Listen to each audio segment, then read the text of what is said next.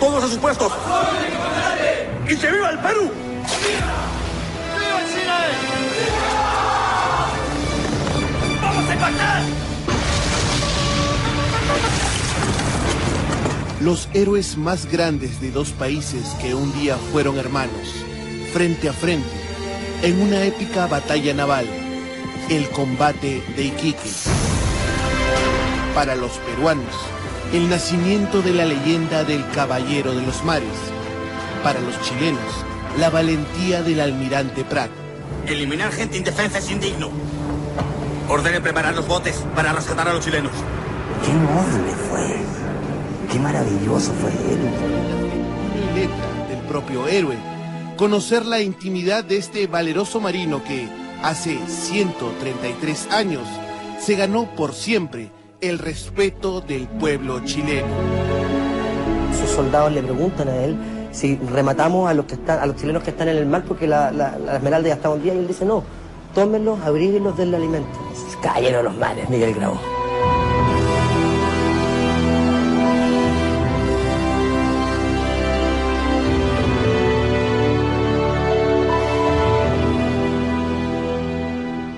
Muy querida esposa, me lisonjea la idea que al separarme de este mundo tengan mis hijos un pan que comer, pues no dudo que la nación te otorgue por lo menos mi sueldo íntegro si es que muero en combate. Nada más tengo que pedirte, sino que me cuides a mis hijos y les hables siempre de su padre. Con un abrazo eterno, Miguel Grau. Las líneas de esta carta enviada a su esposa desde el monitor Huáscar en mayo de 1879 reflejan el espíritu del almirante Miguel Grau. Cuando Chile nos declara la guerra, el valiente piurano era diputado de la República. Tenía 45 años de edad, estaba casado con la joven Dolores Cavero, 12 años menor que él, y tenía 8 hijos. Sus pequeños eran su mayor adoración, como lo demuestran estas fotos y este conmovedor párrafo. Todo lo poco que dejo de fortuna se emplee en darles toda la instrucción que sea posible, única herencia que siempre he deseado dejarles. Esta es pues mi única y última voluntad que te ruego encarecidamente observes con religiosidad. Si es que la súplica de un muerto puede merecer... La mañana del 21 de mayo de 1879, el puerto de Iquique sería testigo de una de las batallas navales más gloriosas de todos los tiempos.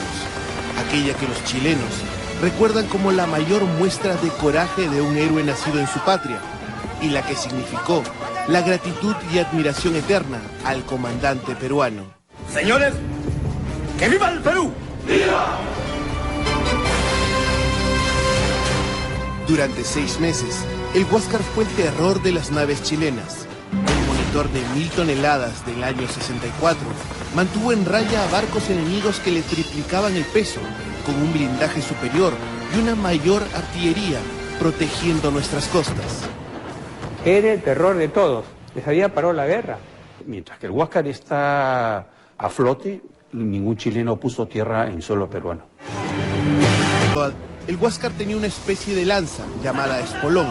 Sería con esa parte de la nave con la que Grau golpearía 3 veces a la Esmeralda hasta hundirla en las profundas y frías aguas de Iquique. Los chilenos se quitaron sus uniformes y se lanzaron al mar esperando su infausto final. Hay chilenos sobrevivientes en el agua. Eliminarlos será sencillo. Hemos ganado una batalla y no la guerra. Eliminar gente indefensa es indigno. Ordene preparar los botes para rescatar a los chilenos. El comandante del Huáscar protegió el cuerpo de Prat hasta ser entregado a los chilenos y mandó a la viuda del comandante enemigo las prendas y la espada del líder de la Esmeralda junto a una memorable carta. Dignísima señora, en el combate naval que tuvo lugar en las aguas de Iquique, su digno y valeroso esposo, el capitán de fragata don Arturo Prat, comandante de la Esmeralda, fue víctima de su temerario arrojo en defensa y gloria de la bandera de su patria. Deplorando sinceramente tan infausto acontecimiento y acompañándola en su duelo, cumplo con el penoso y triste deber de enviarle las para usted inestimables prendas que se encontraron en su poder, reiterándole mis sentimientos de condolencia, muy afectísimo, seguro servidor. Miguel Grau.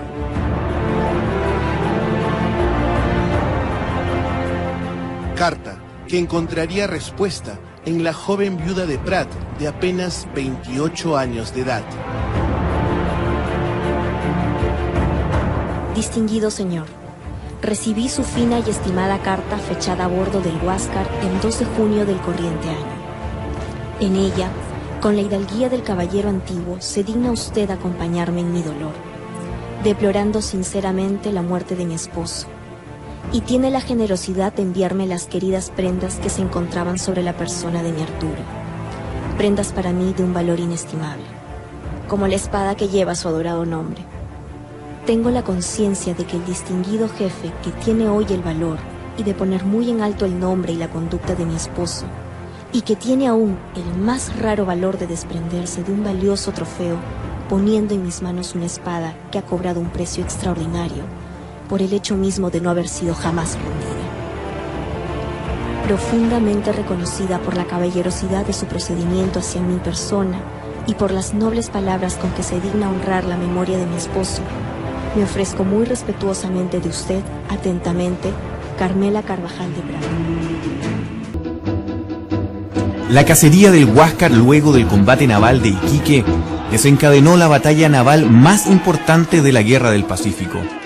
Pero a pesar de su trascendencia estratégica dentro de este conflicto, es uno de los hechos bélicos más desconocidos de nuestra historia. Fue un enfrentamiento de dos tecnologías navales diferentes que hicieron evolucionar a la Marina del mundo. Es la batalla naval de Angamos, aquella que le dio a Chile el dominio del mar. Mientras estas discusiones y cambios ocurrían en las oficinas ministeriales de Antofagasta, Valparaíso y Santiago, el ahora contraalmirante peruano Miguel Grau se paseaba por las costas del norte sin que nadie pudiera hacer algo al respecto. Después del 21 de mayo, el Huáscar, o mejor dicho, Grau, al mando del Huáscar, era amo y señor del Pacífico. Las destrezas del almirante Grau entorpecían los planes chilenos de invasión. Aunque tenía menos poder militar, Grau no guardó a sus naves, muy por el contrario, contando siempre con las corbetas que le quedaban, salió a hostilizar a los chilenos aunque estuviera en clara desventaja. Bueno, profesionalmente su talento es indiscutible. Lo demostró en repetidas ocasiones, en el segundo combate de Iquique, en las entradas nocturnas a puertos, el forzamiento usando la furtividad de su buque, aprovechando de esconderse y desplazarse entre los buques neutrales sin ningún tipo de las radioayudas o ayudas a la navegación existentes en el día de hoy. Claramente fue un oficial particularmente destacado. La caballerosidad de Grau, en términos de la forma en que libraba o llevaba a cabo la guerra, es algo que está más allá de la discusión. El hombre claramente se atenía a las reglas de la guerra del período y de eso hay pruebas y testimonios historiográficos concretos, digamos. El comportamiento con la viuda del comandante Prat y el tema de la forma en la cual manejaba prisioneros y náufragos, etcétera, siempre y de manera constante confirman esa situación.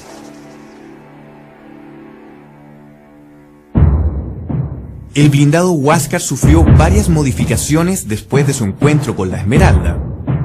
A pesar de la debilidad de su adversario en ese combate, el Huáscar recibió bastante castigo de artillería y fusilería. Pero lo que más lo perjudicó fueron justamente los espolonazos con que hundió a la corbeta chilena.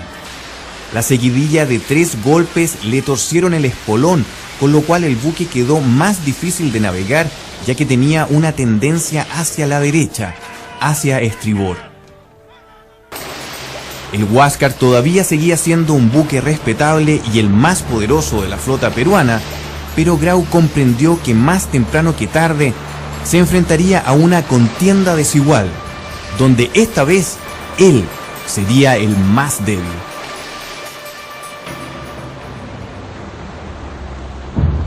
Luego del 21 de mayo, la maquinaria naval peruana, ya en desventaja, comenzó a bombardear puertos. Trató de cortar las comunicaciones, capturar buques de carga y realizar ataques sorpresa si en ellos se encontraba alguna nave de guerra interesante y menos poderosa. Así Grau logró mantener el control del mar por 4 largos meses, aunque para él eso tampoco fue fácil. Hay que recordar que Miguel Grau había sido un político de renombre en la oposición al gobierno peruano con anterioridad a la guerra, y eso lo colocaba en un limbo estratégico. Por un lado, el gobierno le exigía victorias, pero por el otro lado no se le entregaban los medios para ello. De esa forma, permanentemente se encontraba dividido entre las exigencias y en lo que él podía realmente entregar con el buque que comandaba. De esa forma, de alguna manera, antes del combate de Angamos, Grau había pedido llevar su buque a reparaciones.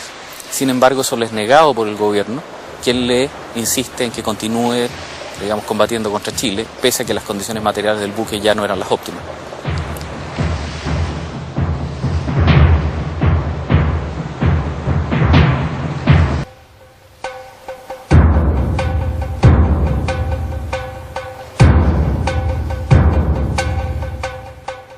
En el segundo combate naval de Iquique, el comandante Latorre, al mando de la cañonera no blindada Magallanes, demostró sus dotes de competencia y valor al esquivar exitosamente los intentos del monitor Huáscar por hundirla con el espolón o con su artillería.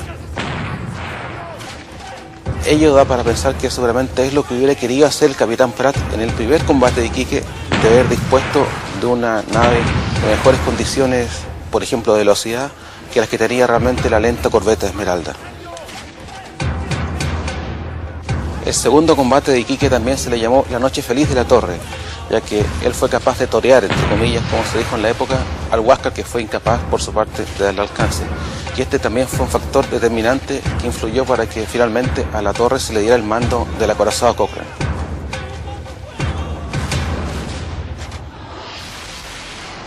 A pesar de la guerra, los puertos se mantenían abiertos y abundaban los barcos extranjeros de países neutrales.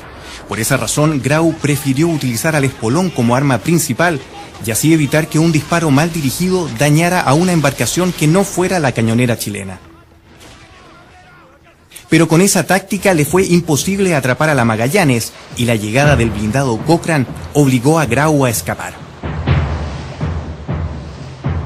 Esta no sería la última vez que ambos capitanes se enfrentarían en combate. La punta de Angamos sería el lugar y Latorre, esta vez, sería el cazador. 2 semanas más tarde, el Huáscar y la corbeta Unión capturan el transporte chileno Rímac. Esto colmó la paciencia del gobierno y la opinión pública de Chile y remeció a la más alta jerarquía de la Armada. Pero cambiar al jefe de la escuadra no sería suficiente. Chile debía despertar y pasar a la acción. Con el nombramiento de Riveros queda en claro la decisión del gobierno de enfrentar a la amenaza que representaba el Huáscar y el almirante Grau, y al mismo tiempo se acepta la necesidad de la reparación de los 2 blindados, que si bien había sido pedida por Williams, finalmente le es otorgada a Riveros y por tanto se puede plantear que ahora sí definitivamente el Estado de Chile decide enfrentar la amenaza peruana marítima y derrotarla en sus propias condiciones.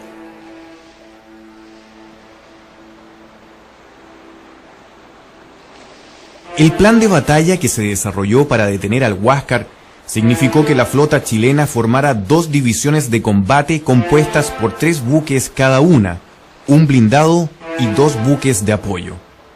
El comandante Riveros, comandante en jefe de la Escuadra Nacional, quedó al mando del blindado Blanco Encalada y la cañonera Covadonga y el Matías Cousiño.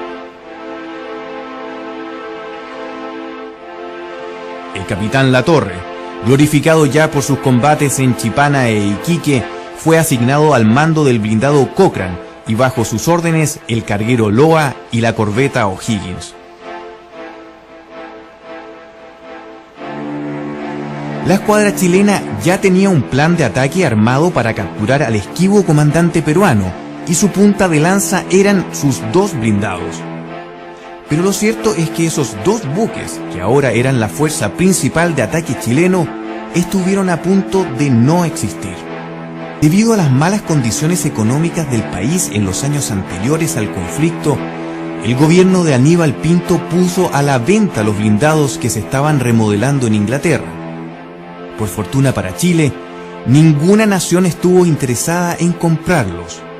De esa manera volvieron al país sin un gran futuro, pero un año después eran la salvación de la Armada y del país.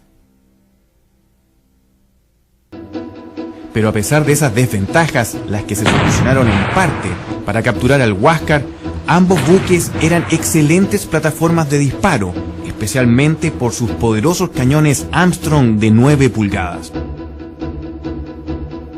Estos son los cañones originales del blindado Cochrane, los que también estaban perdidos y que aparecieron el año 2005. De hecho, estaban juntos a los cañones del Huáscar, su adversario en Angamos. Además de ser un hallazgo de gran valor para el patrimonio naval chileno, también fue una increíble coincidencia. Cada blindado tenía 6 de estos enormes cañones. Ubicados en la segunda cubierta, se encontraban protegidos por una casamata que en su parte más gruesa tenía un blindaje de 15 pulgadas, compuesto por placas de hierro y dura madera de teca.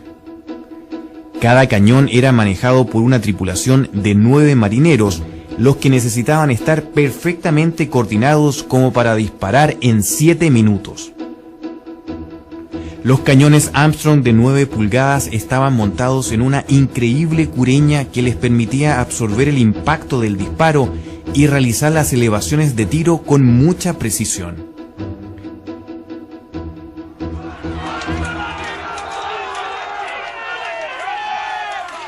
Estos cañones podían lanzar un proyectil de 125 kilos a 4 kilómetros de distancia. Cada buque tenía 6 de estos cañones, por lo que el poder de fuego de cada nave chilena era como mínimo 2 veces superior al blindado peruano. Las ventajas no terminan ahí. Las posibilidades de movimiento de los cañones chilenos eran distintas. Juntas, las 3 armas de cada costado podían cubrir una mayor superficie de tiro. La artillería chilena tenía otra ventaja. Los buques podían disparar hacia adelante. En cambio, para el blindado peruano esto era imposible, ya que en esa posición los cañones se encontraban con el castillo de proa. Cada blindado chileno tenía un poder de máquinas diferente. Más rápido, el Cochrane no superaba los 10 nudos y el Blanco Encalada apenas los 8. Sin embargo, tenían un sistema de doble hélice que los hacía bastante ágiles, ya que podían manejar su propulsión de manera independiente y lograr giros bastante cerrados. El buque peruano tenía solo una hélice, y sus capacidades de maniobra se limitaron con la desviación de su espolón, pero su motor seguía marcando una gran diferencia a su favor. No pasaría mucho tiempo para que ambas tecnologías y los hombres que las comandaban se enfrentaran definitivamente.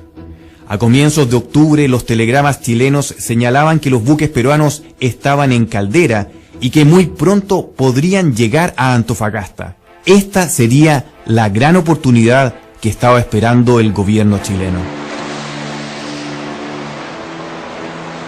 Las 2 divisiones de la escuadra chilena que se encontraban en el norte se dirigieron al puerto de Mejillones para determinar el plan final de captura y recibir sus órdenes. Con acuerdo del ministro de Guerra en campaña, Rafael Sotomayor, se diseña un plan que gruesamente consistía en una tenaza, tratar de cerrar al Huáscar entre 2 formaciones navales chilenas. La idea era que esto impediría al buque peruano escapar y lo forzaría a plantar batalla donde se suponía que la superioridad chilena lo podría destruir. Un detalle clave fue que, si bien el plan original contemplaba que las 2 formaciones navegaran a 50 millas de la costa, el comandante Latorre proveyó la información de que Grau solía navegar a solo 20 millas, situación que fue corregida y que permitió efectivamente poder detectar finalmente al blindado peruano y forzarlo a trabar batalla. El 7 de octubre, Latorre, con el Cochrane, la corbeta O'Higgins y el transporte Loa, zarpa de Mejillones para establecerse en el paralelo de Punta de Angamos, a exactamente 20 millas de la costa. Riveros zarpa a medianoche rumbo a Antofagasta para llegar de madrugada al ex puerto boliviano. Lo acompañan la Covadonga y el Matías Cousiño.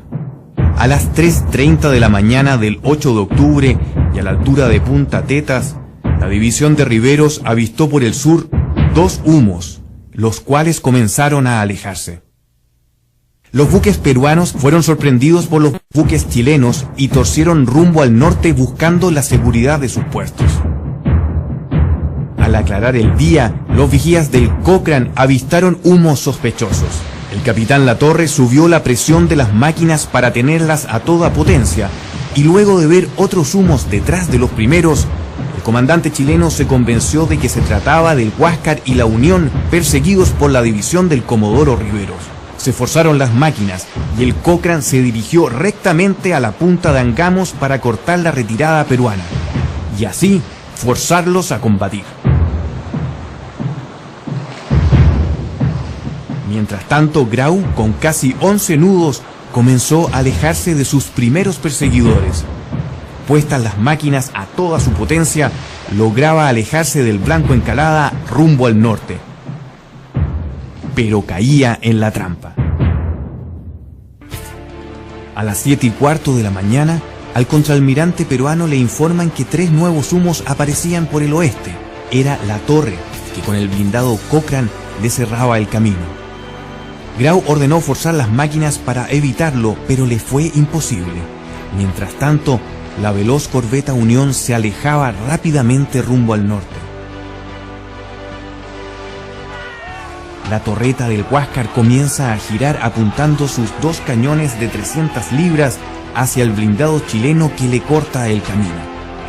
Tal como lo había afirmado meses antes en Lima, el Huáscar y toda su tripulación cumplirá con su deber aunque tenga la seguridad de su sacrificio.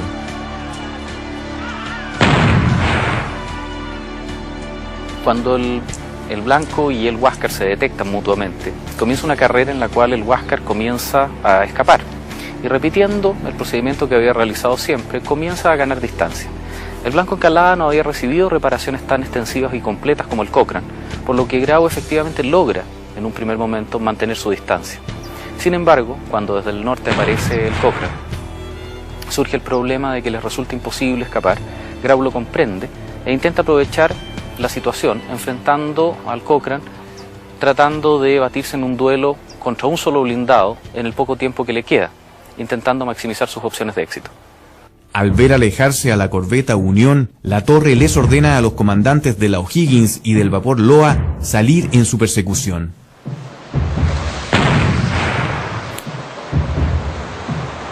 A más de 2 kilómetros de distancia, el Huáscar cañonea al Cochrane, pero al principio sus proyectiles pasan por sobre la cubierta.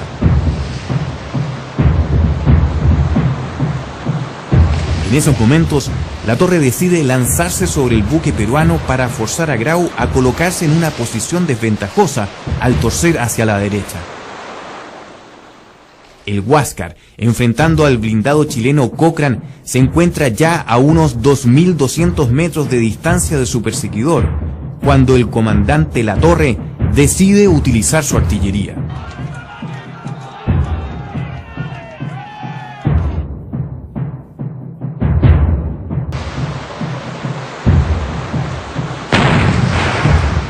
A las 9:20 de la mañana, realiza los primeros disparos.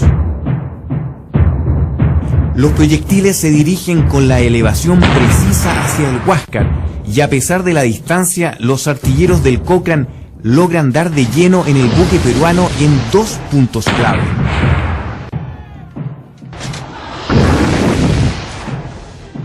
El primero de ellos le dio directamente a la torreta de los cañones, perforando su blindaje más ancho, matando a los 12 marineros que se encontraban allí y desmontando el cañón derecho. La segunda, en cambio, fue decisiva en términos humanos. El proyectil impactó la torre de mando, despedazando al contraalmirante Miguel Grau y a todos los que se encontraban allí.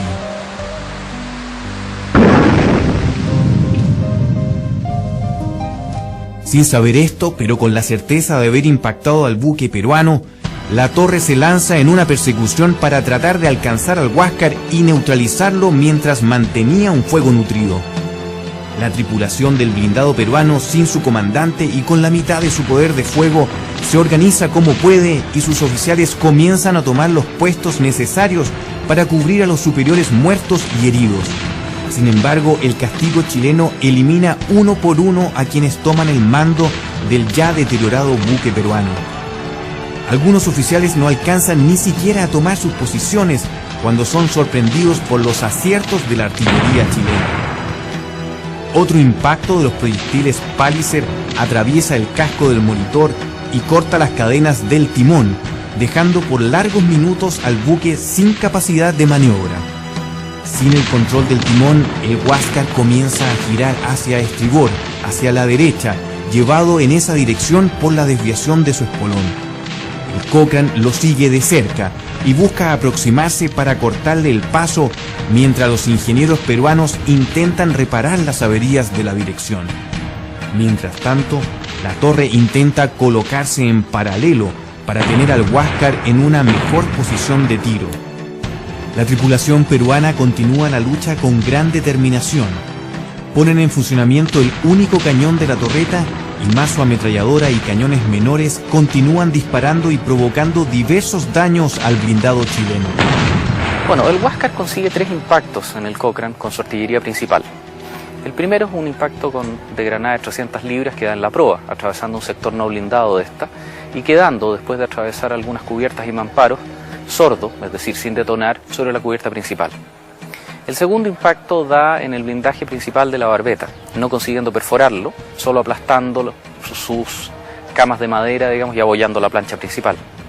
Y el tercero da en la popa, nuevamente en un sector no blindado, atravesando limpiamente el casco de parte a parte.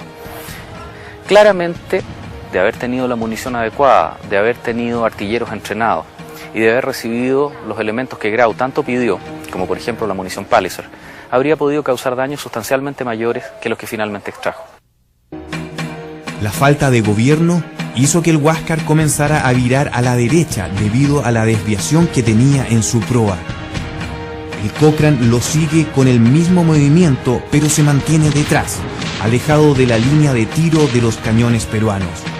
La torreta aún funcionaba, el Huáscar podía disparar, aunque ya con mucha dificultad. En esos instantes, los disparos se realizaban con todo el armamento disponible, ocasionando graves daños al buque y a la tripulación.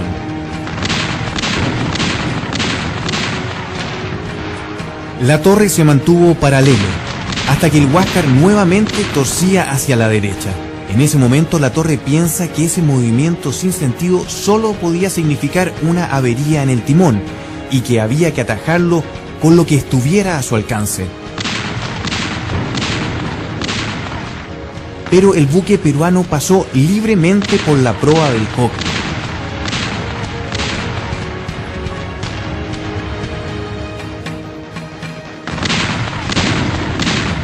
El movimiento del Huáscar lo lanza directamente contra el blindado Blanco Encalada, el cual en ese instante se incorporaba al combate. Riveros, a bordo del Blanco Encalada, pensó que el repentino giro del Huáscar hacia él era una clara intención del buque peruano por querer espolonearlo.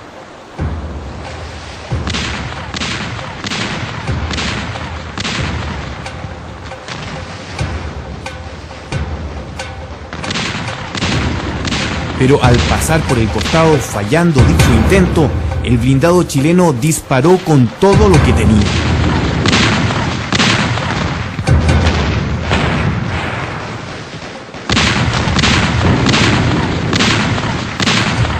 La torre gira violentamente hacia babor, hacia la izquierda, alejándose a toda máquina en la dirección opuesta.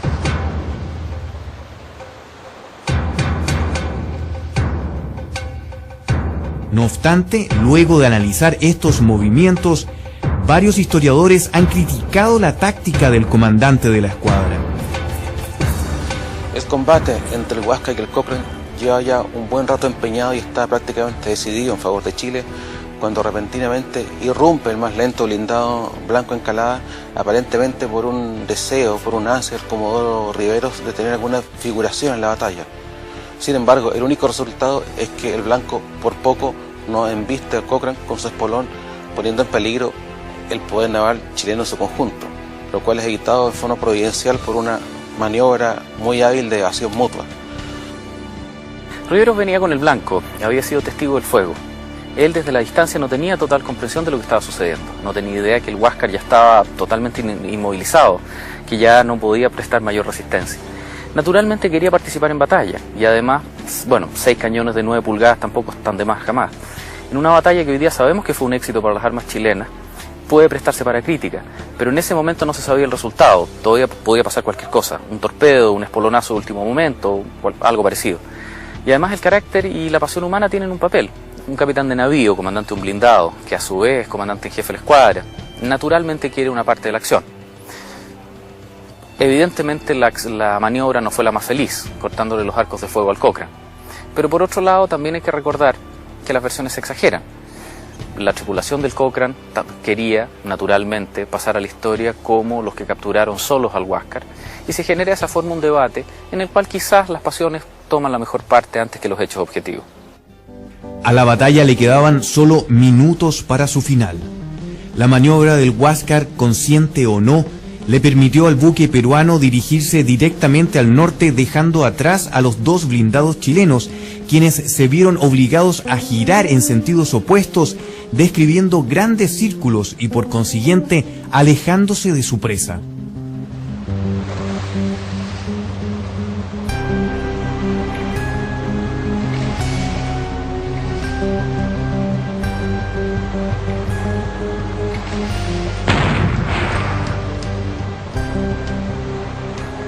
Pero ya todo estaba perdido.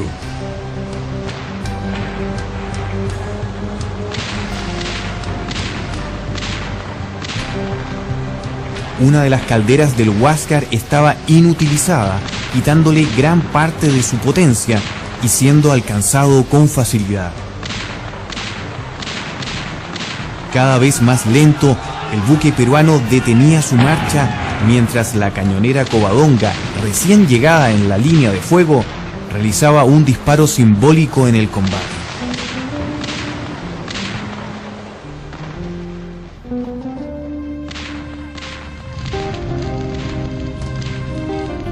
Ya sin posibilidad de resistencia, tropas chilenas se toman el buque antes que la tripulación peruana cumpla las órdenes de hundirlo abriendo las válvulas.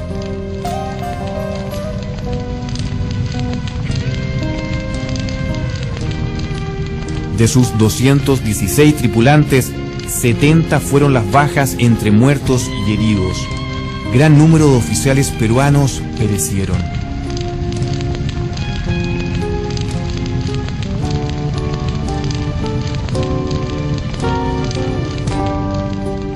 Después de 7 horas entre persecución y combate, la bandera peruana dejaba de ondear en el palo mayor del Huáscar.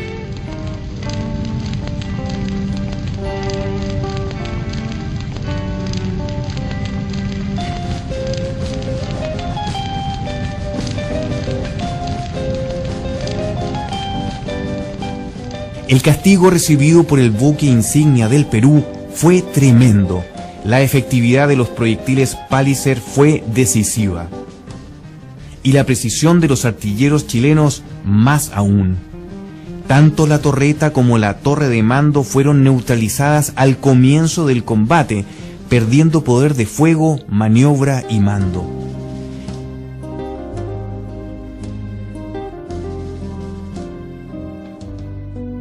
Los restos del contraalmirante fueron desintegrados con el impacto a su centro de operaciones. La chimenea quedó acribillada, perdiendo fuerza y vapor. El castigo fue tan grande que se pensó que el buque no tendría reparación. En su conjunto, los blindados chilenos dispararon 76 veces con sus cañones Armstrong. De ellos, 19 dieron en el blanco, en su mayoría perforando al buque peruano. Fueron además cientos de proyectiles de ametralladoras y miles de cartuchos de rifle. Claro que hubo celebraciones en Antofagasta, Valparaíso y Santiago, pero también se le hicieron los honores militares correspondientes al comandante Miguel Grau. La torre de mando del Huáscar fue expuesta en Santiago, en el Cerro Santa Lucía, y los escasos restos del comandante peruano, años más tarde, fueron repatriados al Perú. El 8 de octubre de 1879, cuando el reloj del Huáscar marcaba las 9:50 de la mañana en Angamos, la torre del almirante Miguel Grau fue alcanzada por un cañonazo del blindado Cochrane. Así, pasó a la inmortalidad, cumpliendo aquella promesa espartana que se juró antes de partir a la guerra y que permanece escrita en la bitácora del viejo monitor.